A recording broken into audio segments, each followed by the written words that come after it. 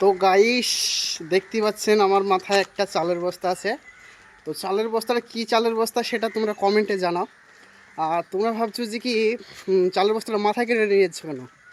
Actually সত্যি কি 50 টাকার জন্য আমরা এই 50 টাকা বাঁচানোর জন্য চালের বস্তাটা মানে মাথায় করে নিয়ে যাচ্ছি। আমাদের রুম মানে আমাদের বাজার থেকে রুমটা হচ্ছে প্রায় 1 কিলোমিটারের কাছাকাছি। তো ভাই 50 টাকা বাঁচালে পারে যদি 5 জনা থাকি 10 টাকা বেঁচে গেল।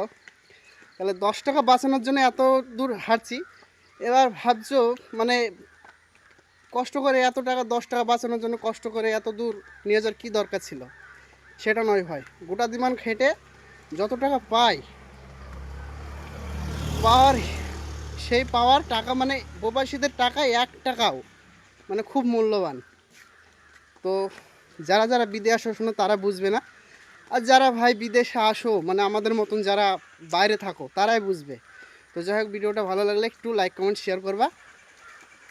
সবাই ভালো থাকবা, সুস্থ থাকবা।